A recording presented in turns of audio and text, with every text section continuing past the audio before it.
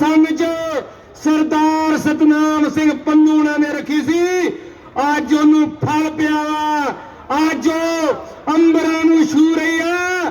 अज जे तुसी डटे जे आ तुहाडे चिट्टे चंडे ये गवाही करदे आ भी अज तुसी जित वाले पासे जा रहे जे। स्टेज तो ऐलान करदे आ मोदी हारूगा, आ 10-9 की किरत करने वाले लोग ये जितणगे। ये 26 तरीक दे आण के बैठे आ, ये हुण मुड़न वाले नहीं। घरां च मंजे मुद्दे मार के आया। जे मोर्चा जितया ते जटो तानू सलामियां होणियां वा। अज सत श्री अकाल।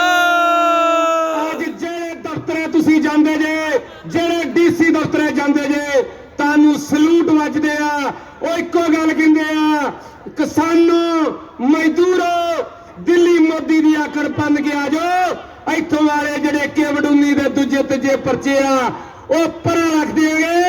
ओ तुसी वधाई दे पात्र जे, जिस दिल्ली दी धरती दे परचे होए आ ते ओ तुहाडे ते होया, होर किसे दे नहीं होए। अज साडियां जिन्नियां जथेबंदियां 500 तो उपर संघर्ष के मैदान च आ मीटिंगां देनियां, ये सरकार की मजबूरी आ।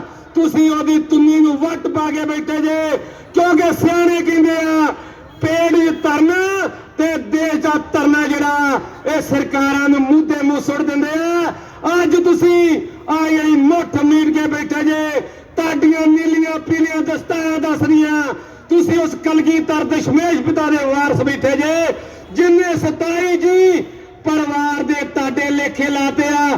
तुसी ओ तरन तारनी धरती तो आए जे, जदों मुगल हुकूमत कहंदी सी सारे मुक गए।